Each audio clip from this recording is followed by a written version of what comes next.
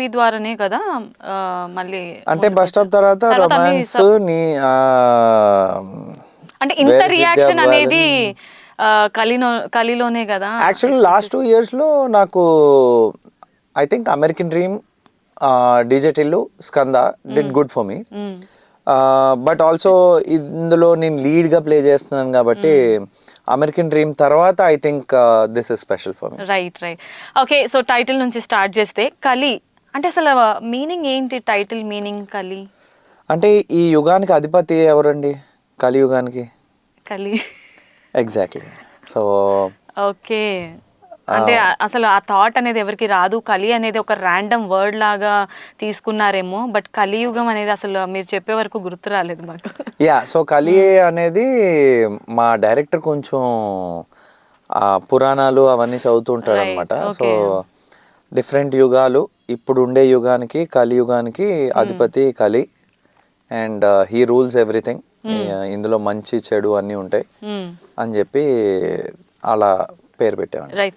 Trailer చూసాము, trailer మంచి response వచ్చింది సోషల్ మీడియాలో చూసాము. అవునండి. రైట్, 2 daysలోనే ఐ థింక్ 20 lakhs వ్యూస్ అనేది వచ్చింది. అవునండి. అండ్ ట్రైలర్ చూసిన తర్వాత ఒక గేమ్ అనేది మీరు మొదలు పెడుతున్నారు. అందులో నరేష్ అగస్త్య గారితో ఏదో సంథింగ్ వార్ లాంటిది ఏదో నడుస్తుంది మీ ఇద్దరి మధ్య. ఆ గేమ్ ఏంటి అసలు? సో ఆ గేమ్ ఏదైతే ఉందో అది ఒథెలో అని ఒక గేమ్ అండి. అందులో ఒక వైట్ బ్లాక్ 2 సైడ్లు ఉంటాయి ప్రతి కాయిన్కి. అండ్ వైట్ అండ్ బ్లాక్ మేము ఏంటంటే సింబాలిక్గా గేమ్ త్రూ లైఫ్ ఎలా ఉంటుంది అనేది చూపిద్దాం అనుకున్నాం. And white is like good and black is bad.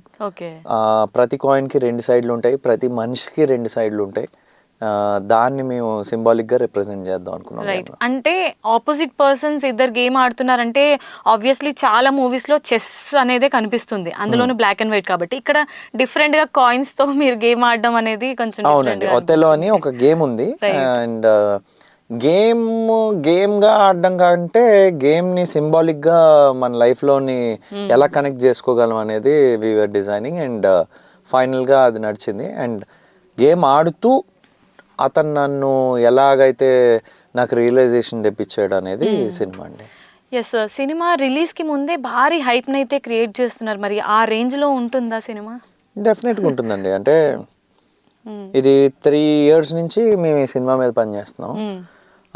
Also చాలామంది ఏమనుకున్నారంటే ఏదో రాస్తున్నారు, ఏదో చేస్తున్నారని. బట్ ఫైనల్లీ మెటీరియలైజ్ చేసి వి గాట్ ఇట్ అవుట్. నాకైతే 100% నమ్మకం ఉంది cinema. I have passed in what story I wanted to tell అనే ఫీలింగ్ అయితే నాకుంది. అండ్ ఇది అంత ఈజీగా తీసేసే సినిమా అయితే కాదు. It is about suicide and why one student commit suicide. So ఇందులో ఒక సోషల్ మెసేజ్ ఉంది. And it's a thriller, entertaining వేలో ఒక సోషల్ మెసేజ్ ఇద్దామని ట్రై చేసాం. రైట్, ఈ సినిమాలో మీ రోల్ గురించి చూసుకున్నట్లయితే చాలా సింపుల్ అమాయకపు గెటప్లో ఉంటారు మీరు, మీతో ఆడుకుంటారు. అండ్ నరేష్ గారు ఏదో జేమ్స్ బాండ్ లాగా కనిపిస్తున్నారు. అసలు ఆ కాస్ట్యూమ్స్ వెనకాల ఉన్న సీక్రెట్ ఏంటి? మీరెందుకు ఇంత డీసెంట్ బాయ్ లాగా ఉన్నారు ఈ సినిమాలో?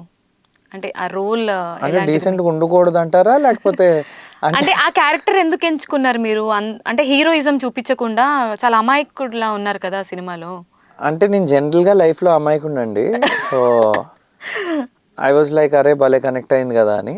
బట్ అది కాక మా స్టోరీ డిస్కషన్లో we were thinking about okay ఇది సూసైడ్ గురించి సబ్జెక్టు, ఇది ఎలాగని ఫస్ట్ నరేషన్ తీసుకున్నప్పుడే నాకు కంట్లో నీళ్ళు వచ్చాయి. Because of different things in terms of Covid టైంలో మనం డిఫరెంట్ యాక్టర్స్ సూసైడ్ చేసుకుంటున్నారని, business men, very successful business men వాళ్ళు సూసైడ్ చేసుకుంటున్నారని. వీళ్ళు అంటే ఒక ప్రాబ్లం వచ్చినప్పుడు మనం సూసైడ్ కమిట్ చేసుకుంటాం కదా, చేసిన తర్వాత మన ప్రాబ్లం ఎండ్ అయిపోతుంది అనుకుంటాం. అవ్వకపోతే ఏంటి?